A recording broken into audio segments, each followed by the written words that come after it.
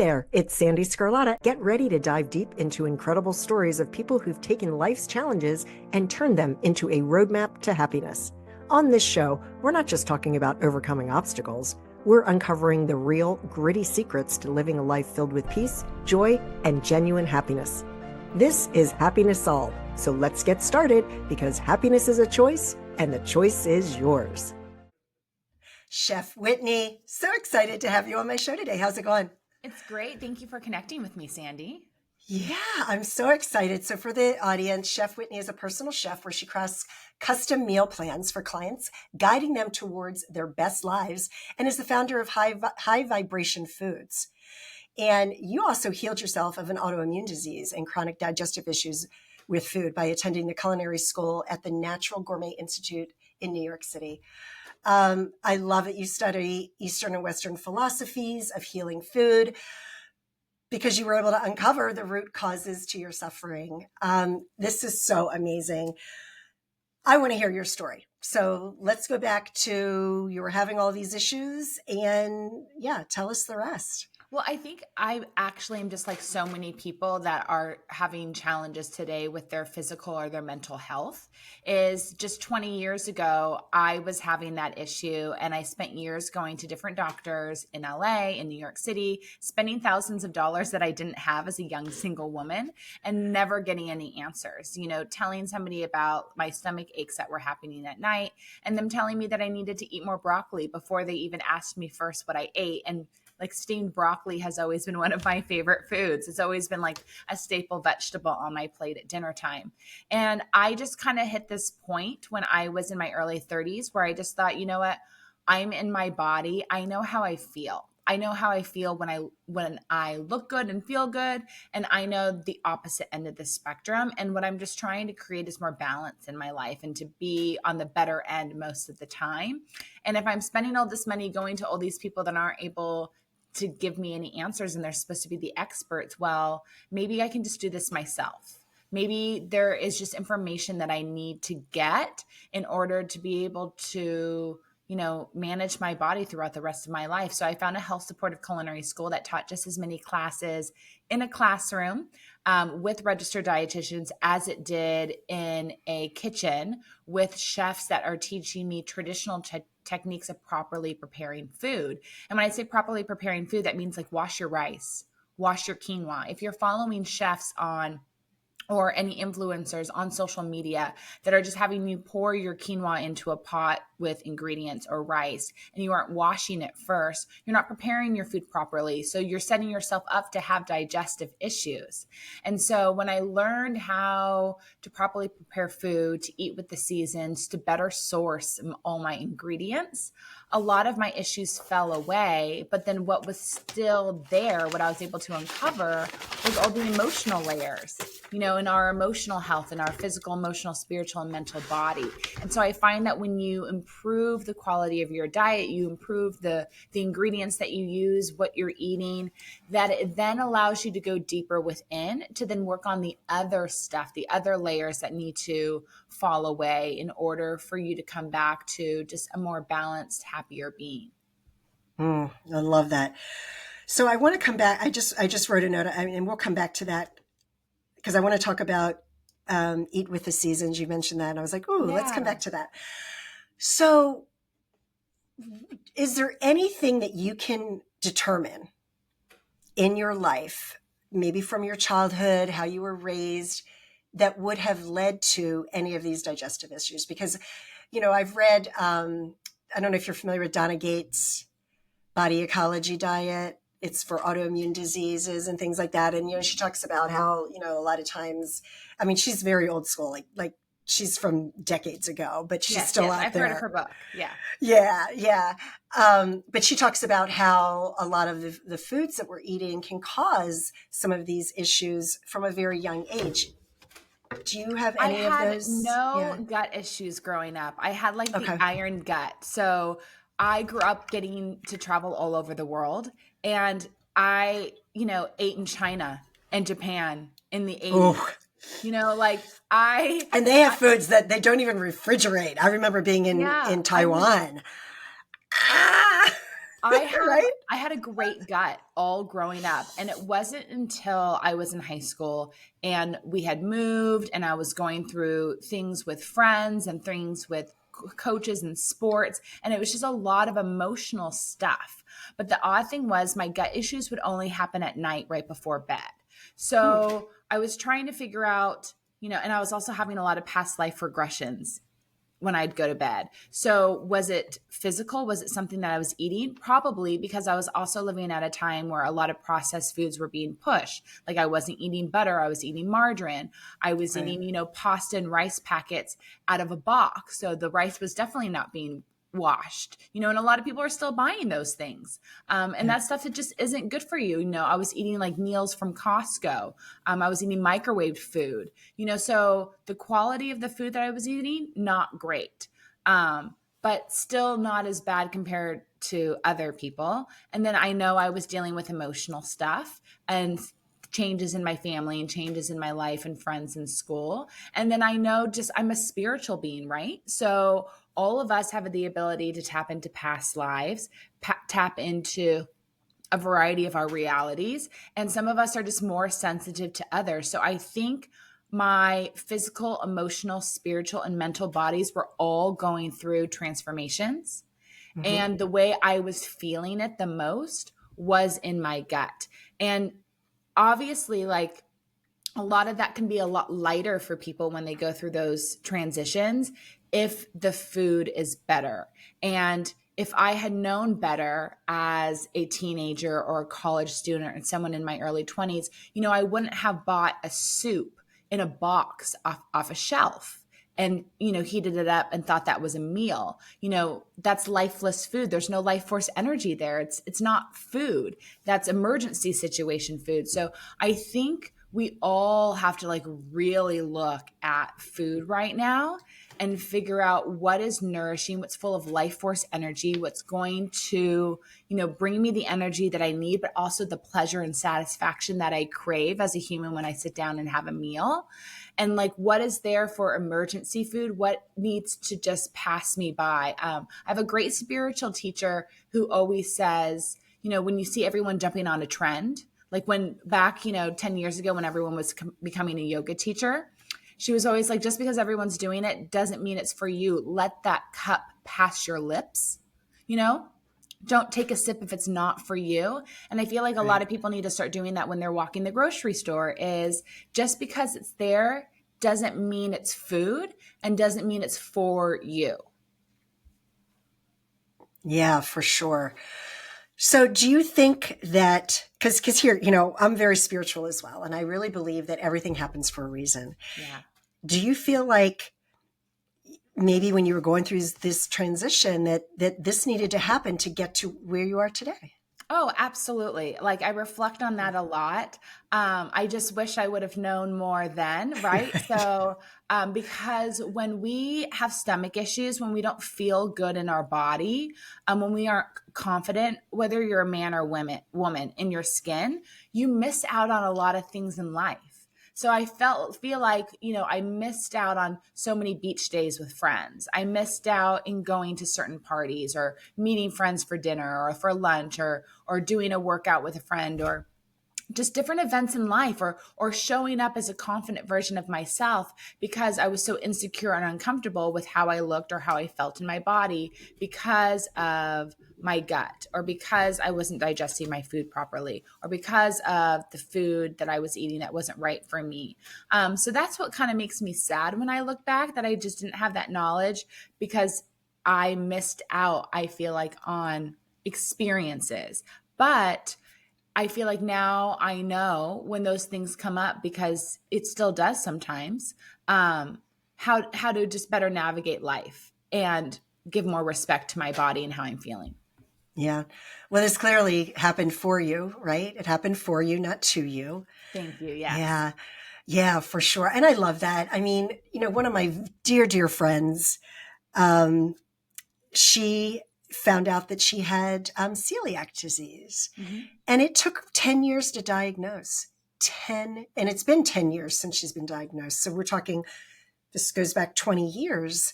She literally had one doctor, because she's very thin. And just always had, she was at the time, she was a cycle teacher, aerobics instructor. I think she did just those two. Um, and she was just very, very thin because she was very fit, but she actually had a doctor hand her a card for a food addiction, anorexic, like eating disorder clinic, and just said, "You don't need to see me. You need to go here." Oh, interesting. Yeah. And she's like, "I don't have an eating disorder. Like there's something wrong with me." They finally diagnosed her. And because it took so long to diagnose, now she has lupus on top of it, because that's what happens with celiac. If it goes undiagnosed, it can transmute into lupus. So interestingly enough, and I brought that question up because I was curious as your thoughts. She found yoga, and yoga, because now she teaches yoga. And I introduced her to yoga 10 years before she got certified, or became a yoga instructor, and she hated it. It was too slow, right? She's now a 500-hour yoga instructor, but it saved her, and it brought her to the spiritual aspect of life. And now she has zero symptoms of lupus Yeah, because because you can heal absolutely everything, because yeah, everything is just a symptom of what you're willing to not look at. So anytime anything flares up, you have to look at the physical, emotional, spiritual, and mental reason for it. So if my knee hurts, if my hips are tight, if my feet are aching at the end of the day, if something else is going on in or on my body, it's a multidimensional way that you need to approach why it's happening. All right, what were my activities during the day that maybe would cause me to have my feet hurting? Well, I was standing for 14 hours, so that's pretty obvious. yeah, But if the issue continues for a longer period of time, then you have to start looking in what's like the spiritual message from foot pain. What am I holding on to, not willing to move from? Like, why am I holding back in life? Where am I feeling stuck or stagnant? Maybe what foods am I eating that's causing inflammation in my body? You right. have to look at physical, emotional, spiritual, and mental every time, and then clean up what you can in your life and let go of what you can. It's a really interesting approach to kind of everything, is that you're never the big victim. There's always a solution. Doesn't mean you have to keep moving all the time. Like, we're all allowed to kind of slow down and be in it for a little bit when we need to be in it. Yep. And then when we're ready, learn the lesson, let go, and move on. Oh, I love that. I love that. All right. So before we talk about some of the other things that you have going on, what do you mean by, and I kind of have an idea because this is not totally new to me, but I haven't thought Yeah. about it in a very long time, eating with the seasons. Oh, yeah, absolutely. It just means certain foods available only in a season. And that's when we should be enjoying it, because that is when nature intended us to eat it. And there's a reason Right. behind why we're supposed to eat it right now. So let's think of summer. Like, in the summertime, there's melons, and melons are so full of moisture and water, right? So if we think of a watermelon, we think of a cantaloupe, and we think of a honeydew melon, there's so much water in it, and it's Right. super cooling. And so we're supposed Yeah. to eat melons in the summertime because they fill us with hydration and they cool our body down. It's not meant for us to eat in the middle of winter, because in the winter we need warming food. So that's why there's all these traditional recipes where apples that are falling in the wintertime, the final apples that are on the tree, that aren't good enough to pick up and just take a bite of and enjoy. But those are the ones that come out really nice when you stew them with a little cinnamon in a pot and you make, homemade applesauce. Those are the ones that we bake and we make into cobblers and pies. So, like, nature has set us up to have all these beautiful, delicious meals that help us adjust to the season, that are going to cool us down when we're hot or warm us up when we're cold. All we have to do is lean in. So, when it's time for all the winter squashes, all the butternut squashes, the kabocha squash, the acorn squash, now's the time to eat it. So it's just learning that certain foods are supposed to only be available at certain times of year. So you hear a lot of people that complain about fluctuating prices at the grocery store. Like, my asparagus was $2.99, a few months ago, and now it's $6.99. Well, that's because your asparagus isn't in season and it's coming from Mexico. So someone has to pay the shipping fees, and the taxes and the import fees, and that's you. So Right.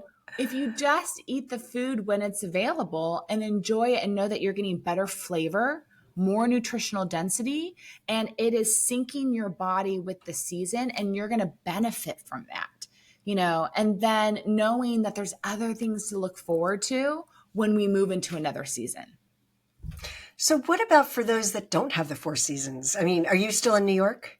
No, I live in Laguna Beach, California, my Okay. So, hometown, and every place has seasons. So Laguna oh, Beach has okay. 4 seasons. Every part of the world has 4 seasons. They just don't Some look like parts the of East the world, Coast. yeah, some parts of the world, it's just more dramatic than others. Okay. But if you are a true California native, like I am, you can see the 4 seasons. You see the light change, you feel the temperature change, you see how the trees change and all the plants change. You know that there's certain things that only grow and bloom certain times of year.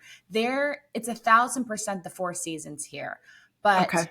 it all depends on whether or not you're willing to open up your eyes and your consciousness to see it. If you're someone that requires dramatic shifts and changes, you want to be slapped in the face with the 4 seasons, then you need to go and live in a place that has more dramatic 4 seasons. But you can even see the seasons change if you live in the desert, whether you live in Okay. Palm Springs or Arizona or New Mexico. There are seasons. That's the way the planet works. I find that some people just aren't paying attention.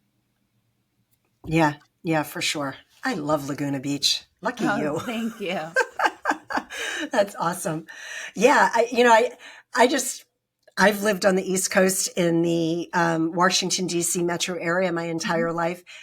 And I travel. I've done a lot of travel, but I've never lived anywhere. So I'm just completely clueless. And I just think that the four seasons are, you know, the extreme, winter, spring, summer, fall. And yeah, Yeah, it's interesting. everywhere. Nobody misses out on it. You only miss out on it if you aren't paying attention, Yeah. And that can happen, to anyone really anywhere. It all depends on your consciousness.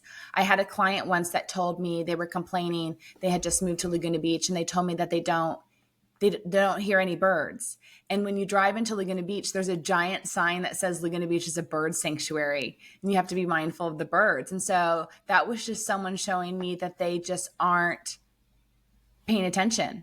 Yeah. Maybe they aren't going outside. Maybe their thoughts are just all consumed in something else that they aren't pausing for a moment to hear or see. So it's like all of us when we're like stuck in a certain mindset about something, we can't see out the other side. We can get that way about food. We can get that way about our emotions. We can get that way about our life. And sometimes we need to listen to a podcast or we need to dial a friend to kind of snap us out of whatever little vortex we're in so we can just see more. We can get beyond our limiting beliefs. Yeah, for sure. All right. So you talked about, or you have, let's see here. I'm looking at through your blog, Starseed Kitchen, you share seasonal high vibration recipes. And you have a line of organic spice blends, the high vibration foods. So what are the difference between high vibration foods and the regular foods? So everything has an energy, right? So you Right. carry a vibration right now. I carry a vibration. Your couch carries a vibration. My chair does. The Yep. trees outside, the plants, all the food. So everything has a vibrational frequency. And so what we want to do when we eat is we're eating for energy. As you know, since you've been doing yoga for so long, like you can pull in energy into your body by doing yoga, by doing breath work, by meditating, with prayer. There's a variety of ways to pull in prana or life force energy. The one that we as humans enjoy doing the most is pulling it in by eating food, right? So we know that there's breatharians out there, people that, don't eat very much because they don't need that much transfer of energy. But most of us prefer to get it through food and we need a lot of it. So when we eat, we are eating for nutritional density, right? To nourish all the cells of our body and for the transfer of energy and just for sheer pleasure because eating is fun and delicious and joyful. So it's all those things. And what we've gotten away from is real food that provides us all those experiences in one. So high vibration foods are real foods. So those are your fruits, your vegetables, your nuts, your grains, your seeds, your real oils and fats. So olive oil, ghee, butter, lard, tallow. It is, high quality real meats. It's real whole food. What is low vibration food or nutrient low food or lifeless food is boxed and preserved food. A frozen meal that requires you to microwave it is a low vibration food because that's a low vibration frequency and energy. Any food that can sit on the shelf for years at a time is void of life force energy. There's nothing in there anymore. That stuff's great for emergency situation, but that's not going to give you life. That's not going to give you energy, and that's different from pickled food, fermented food, traditional home glass canned food. There's a difference there in preservation.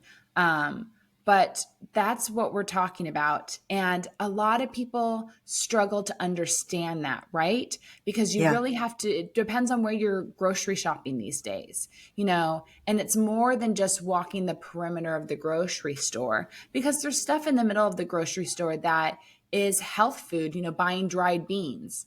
Buying dried beans, pinto beans, black beans, washing them, soaking them overnight, preparing them properly. That is great energy and great grounding food. But if you're going to open up a can, that is not high vibration food.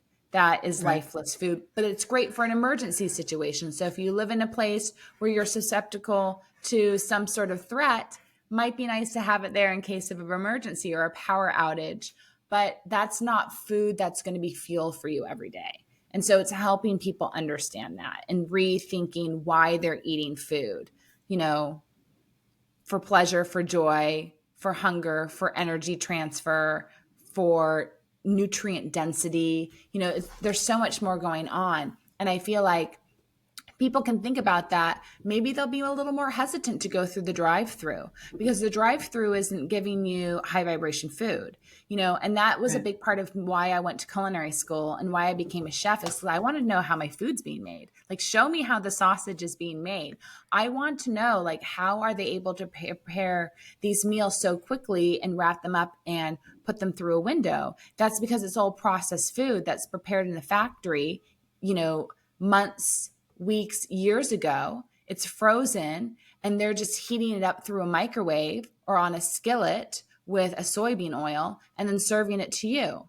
I like to remind people when they look at prices of things, and if it looks like a deal, then you're being tricked. If food prices are low somewhere and you think you're getting a deal, you have to ask why, because real food requires a lot of energy to go into it, right? If you think of 100% grass-fed, grass-finished beef, that's going to require a lot more energy and care to those animals than something that's been fed corn and soy that's genetically modified.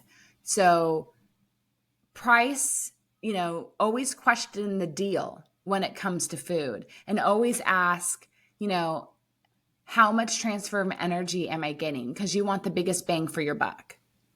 Yeah, for sure.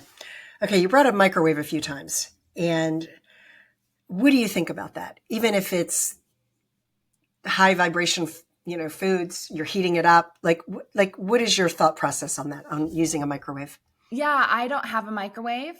Any place I've ever moved into, I have it unplugged and removed from the home because even when the microwave's plugged in and you don't use it, it's off-gassing an energy. So everything that's plugged into your house is on 24/7 and it's creating a magnetic EMF field in your home. So that's why I always encourage people when they're cooking to open a window, open a door, get fresh air in, because sometimes people kind of get tired or lazy or sluggish when they're cooking. And that's just because of the heat in the kitchen. and all the electromagnetic smog that is in the air. So I can't recommend microwaves. I've had a lot of experts on my podcast, the High Vibration Living podcast, to talk about microwaves.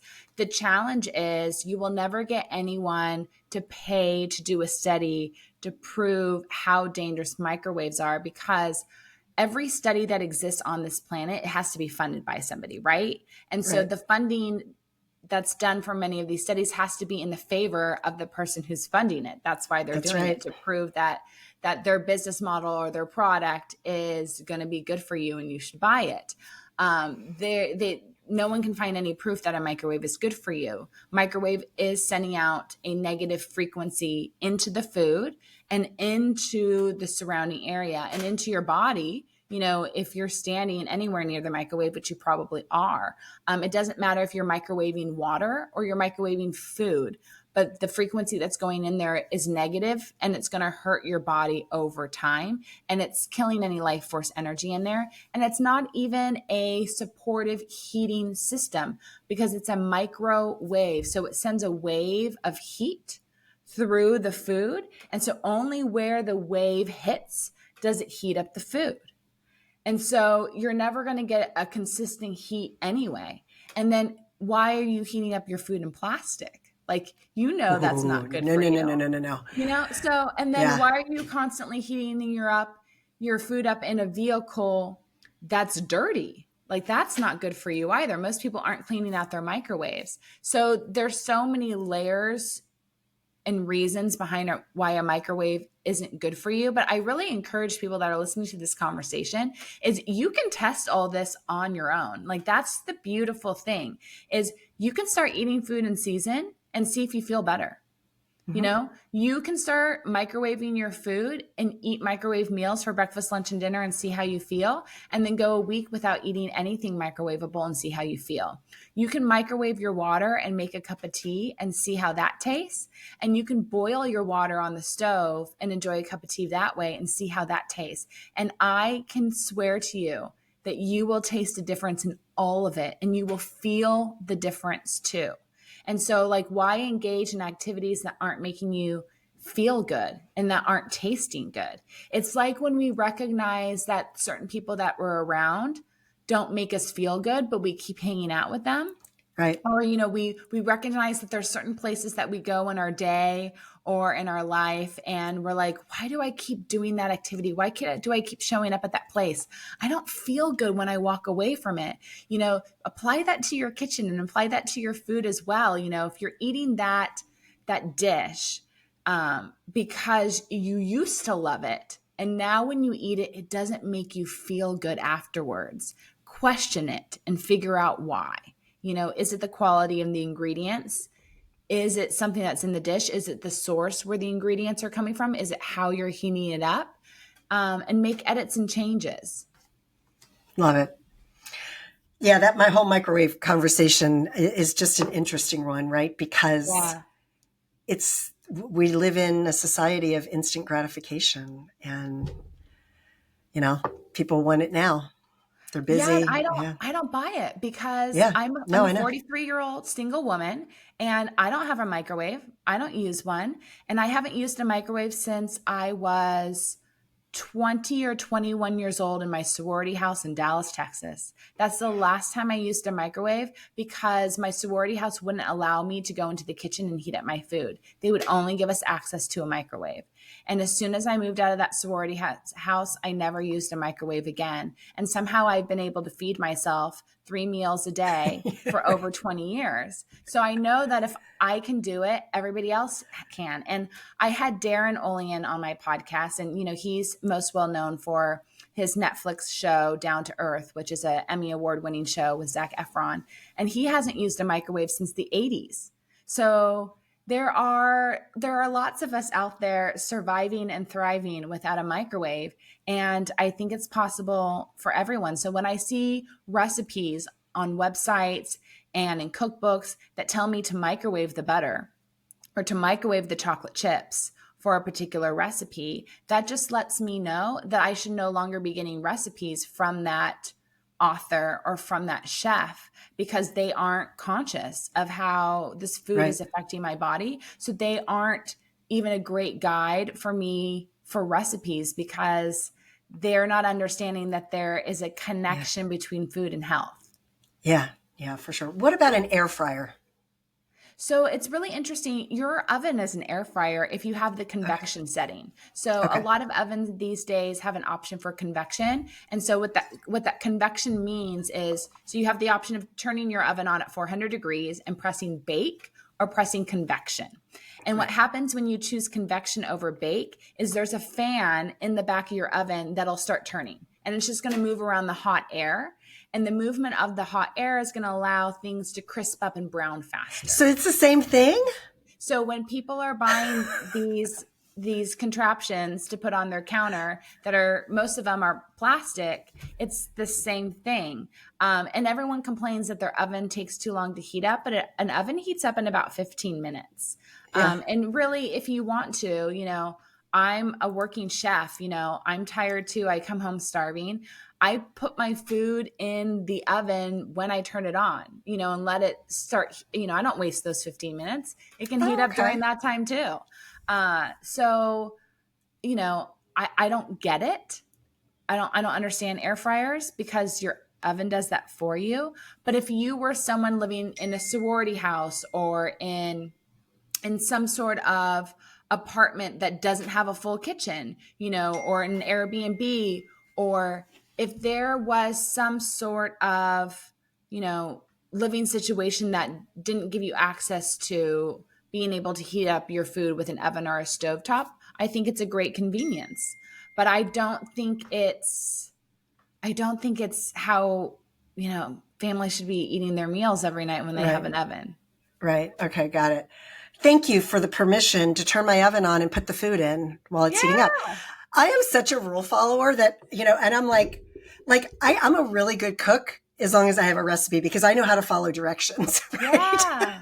But you also know how to learn to, you use your gut, you follow your intuition, you listen to the sign and the pings.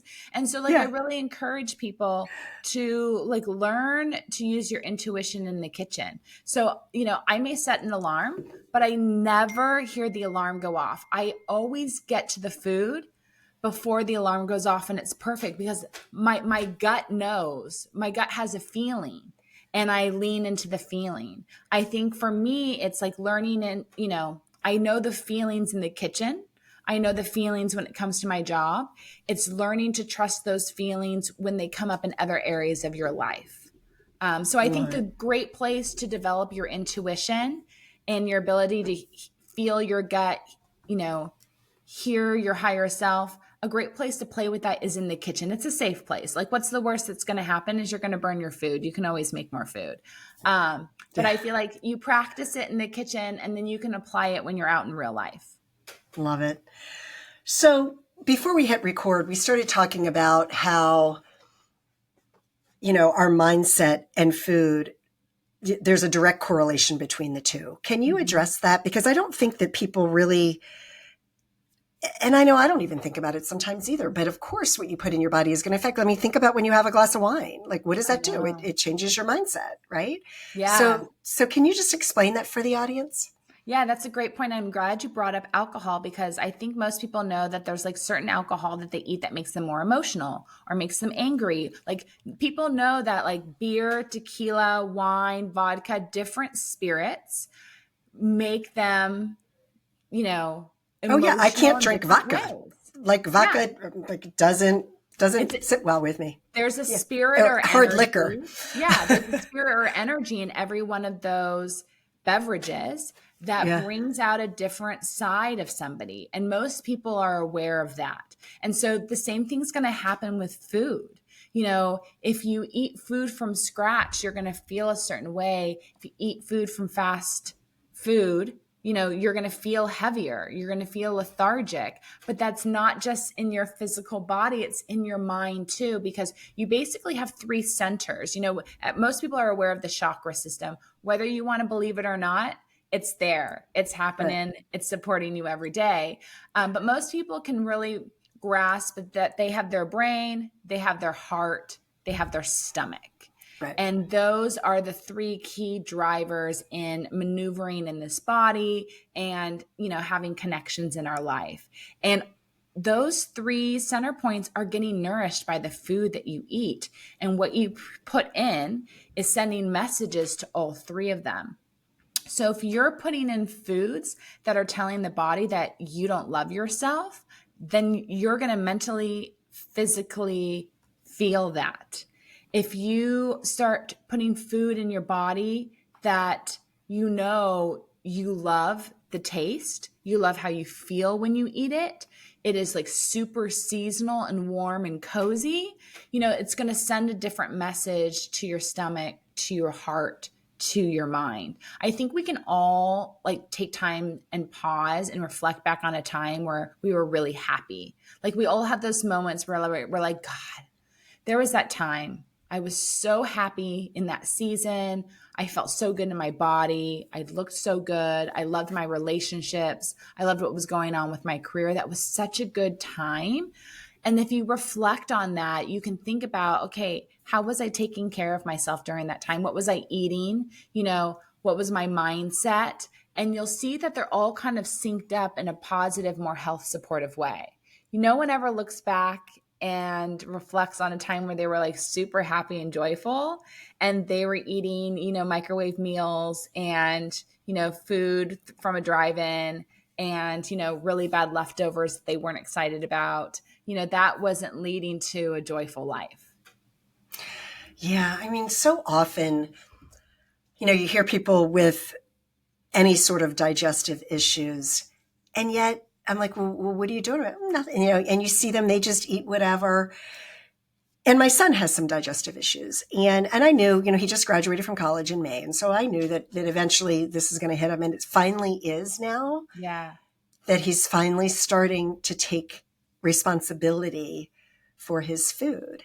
Yeah. And it's like his face looks different. It's helping his mindset. It's incredible. And I don't understand. You know what? I guess I'm preaching to the choir, Whitney, because I go through this just with food. Just with food, I'm the same way I'm like, just pay attention to your thoughts. We all have these negative thoughts. You have a choice. I know this didn't happen to you. It happened for you, right? It is hard. I'm in a season where it's hard for me, and this is my job and this is my career. And so this is just a hard season. I'm struggling to snap out of my low. And so I have my tool belt of tools to help me. So I go for walks and I don't take my cell phone. So I'm not listening to music. I'm not listening to podcasts. I'm not allowing anything in my field. So I can just feel lighter and just hear the birds or hear the waves and just get in nature. Yeah. Yes.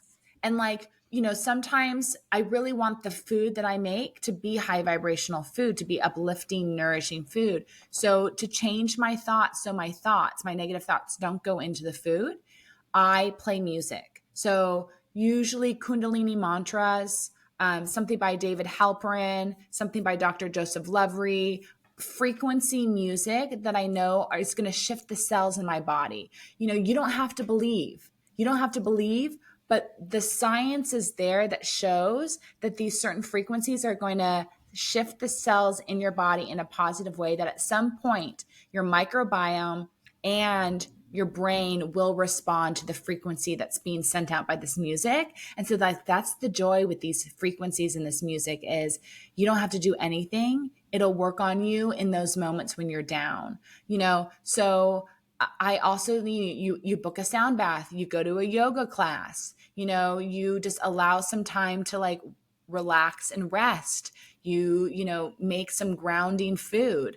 But you find ways to be supportive, because I understand that sometimes you just can't shift your mind. You need help in getting there. And it's Absolutely. You need someone to provide the healthy meals. You need the mindset shift. You need the physical practices in your life to change. You need the meditation, but it's how do you get there when you know you need to make all these changes? And I find sometimes the music helps, The music can help in the kitchen. The music can help in other places in your life. Yeah, for sure. I love that. All right. Is there anything else that we haven't talked about that you want to share today? Because you know a lot more about this than I do. That's obvious. Well, I think like we were talking about, there's 4 seasons. I think we all go through seasons, Yeah. on our own, right? And so we're happy, we're sad, we're stable. We're happy, we're sad, we're stable. Life is always moving like the microwave. And I think we just all need to just develop kind of tools for our tool belt to help us navigate those shifts along the way. And I think if the listener can really start to make sure that what you have in your tool belt is a few recipes to really nourish you for the good times and the low times, that you're going to be a step ahead of the game. So find 1, 2, or 3 recipes that you really love making for yourself from scratch. And it can be for breakfast, it can be for lunch, it can be for dinner, whatever time you really love eating at home. But you can hire a personal chef, you can do a food delivery service, you can have like your go-to, high-end healthy organic grocery store you go to, but the healthiest meal you can eat will always be the one that you make at home.